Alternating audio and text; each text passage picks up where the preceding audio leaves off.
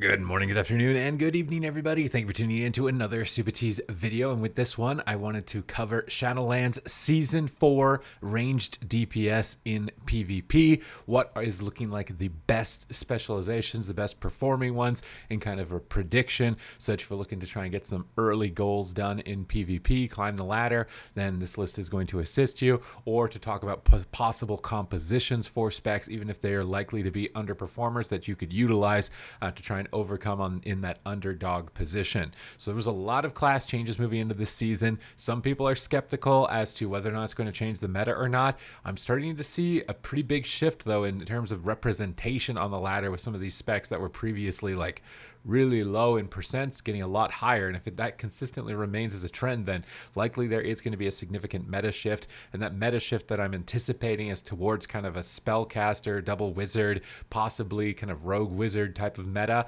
but we'll have to wait and see. Right now, my estimation here, looking at the first spec with Affliction Warlock, it does a lot of damage. It's probably the highest damage spec in the game right now. I'm seeing a huge influx of players moving towards this specialization. Main weakness you're going to find on this is getting trained down by melee cleaves, things like jungle cleave, and I do expect jungle cleave to probably be the best composition, which is likely to hold the specialization back, although I do think it's good for a spec to have a strength and a weakness. I think focusing on dot classes, so playing with elemental shamans, shadow priests, possibly necrolord balance druids, this is one of the compositions that I really want to experiment with right now, is where you're going to excel with this specialization. Right now I'm being maybe generous. I'm giving it a higher ranking of A tier, and it has the possibility to either shift into S as we move forward with the season, or maybe shift down into B, but it's definitely a much more solid spec moving into Shadowlands Season 4. Arcane Mage received some buffs towards its damage, increasing durations to its clear casting, arcane missiles damage. It has a great potential moving into this patch to be great, and also paired up with the fact that Fire Mage got nerfed, which was its main competition. I'm just not sure if an arcane RMP is going to work out for it, if you're gonna have to play the Mimi one-shot build with it, or if it's consistent damage is going to be there. So for right now, I'm kind of potential high risk, where it could be just amazing, or you could fall on your face with this spec. Definitely probably the best spec to check it out at the moment. It's going to be really volatile, but I am worried if it's a spellcaster meta. There's a lot of interrupts, and you only have one school of magic, having seen it play out now over the first day. So I feel a bit more safe now putting it onto potential high risk. Beast Mastery Hunter, this one is very easy. You're really good into spellcasters. Feign Death to remove dots is still super powerful. You're doing a lot of guaranteed instant damage, and Jungle Cleave is probably one of the best comps now that Outlaw RMP received significant nerfs to all three of its specializations. So really good time to be a Beast Mastery Hunter. You don't really get a lot of comp options outside of that. You might be able to play with Rogue or Ret Paladin, but I would definitely recommend you stick with the Feral Druid, possibly a Death Knight, because Death Knight Hunter was doing well into Wizards, but that you would want to experiment with that. I'm not 100% sure on it since the Death Knight nerfs. Demonology Warlock, we didn't see any nerfs, just a buff to its health funnel. I would imagine that it's still probably the best spec of Warlock, the safest spec for sure to be picking up, but Affliction is definitely in direct competition with it at the moment. With the nerfs that we've seen towards classes like Outlaw Rogue and Unholy Death Knight, it's possible you may want to shift the DPS that you're playing with, possibly over to like a Shadow Priest, Elemental Shaman, kind of like these double caster types of deals for Demonology, but you're going to be really flexible, have a lot of options with this spec. It's still performing at a top level, much like it was last season, so you should stick with it if you really enjoy it. If you don't, then you do have options now to flex over to Affliction. Destruction also received some buffs towards its sustained damage. I'm imagining that you're going to want to be shifting to Necrolord Destruction this patch with the buffs to Incinerate, with the facts that your Decimating Bolt's going to buff those Incinerates even further. I still think that stationary nature of Destruction and the fact that it can be lined by all these dot spell cleaves, a lot of the melee DPS that can still probably run you over, is still going to probably hold you back, so it's probably average at best. You really going to want to play with something like a Frost Mage to try and snare enemy attackers while you're moving around the map, but you're probably going to be pretty limited on this comparatively to your other ranged DPS counterparts. Elemental Shaman, this is an amazing spec. I really want to put this on S tier for this patch. I think one of the main problems for Elemental Shaman has been RMP. RMP is significantly weaker.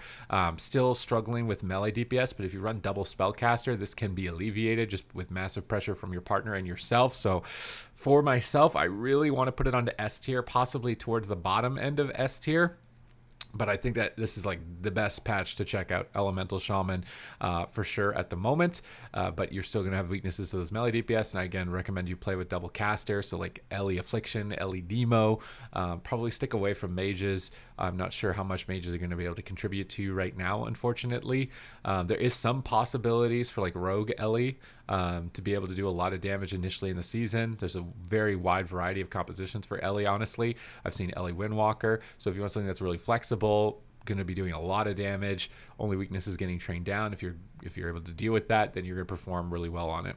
Fire Mage, this is a really tough one, honestly, at the moment, because I still think RMP is your best comp because it's your only comp, right? I don't think we literally don't see Fire Mage playing anything else, even since it got nerfed. But the fact that it did get nerfed is going to make it significantly weaker now. I feel like Holy Priests are running out of mana faster than I saw last season with their healing being reduced, and they're trying to compensate for that by having to cast a lot more, and they're spending more mana. And the fact that mages aren't shielding themselves as much, particularly with fire, that it's possible, but RMP is still RMP, so it's like, I feel like it's probably still an S tier spec, but maybe middle of the pack, like under BM Hunter at the moment. But again, you're going to really only want to be playing RMP, Outlaw or Subtlety, but those are going to be weaker. So if you're not an RMP main, you might struggle with it. Frost Mage, this one receives some buffs towards its Frozen Orb damage and its Ice Lance damage. Still kind of the same problems as Destro with a stationary nature and kind of getting run over or spam kicked and interrupted, and can be frustrating. You've really got to pair up with casters, so like Demonology Warlock, Affliction, or Destro, I feel like, for Frost Mage to be able to excel on. So focus on double Wizard, but I think it's still probably middle of the pack, likely better than Destro because it has better instant cast damage, so it can squeeze things through, but it still has some pretty significant weaknesses in that regard comparatively to the other specializations in the game at the moment. And the trade-off being like Ellie does like double the scoreboard damage of Frost Mage, where I would say like their weaknesses defensively are very similar. Ellie's just able to get off more damage in more situations than Frost can at the moment. Marksmanship Hunter, really big damage. I would recommend playing with Feral Druid or Rat Paladin or Subtlety Rogue, like focus on double burst, land a trap, blast somebody down out of the game. The damage is kind of predictable, though, at the highest level of play, where people will anticipate your double taps and be ready and know and understand where your damage is coming from. But at lower ranking, you can really wreck people who just don't see it coming in time, and then you just immediately run them over. I think it does have similar problems to Frost and Destro, of the kind of the stationary nature and the predictability of its damage, which hold it back, as opposed to a lot of the other specializations which either consistently pump out high numbers of damage or have more instant, immediate burst damage like Combustion from a Fire Mage. So for me, it's probably B tier at the moment, high B, maybe the best of the B, just because you can't be spam interrupted like Destro or Frost Mage at the moment.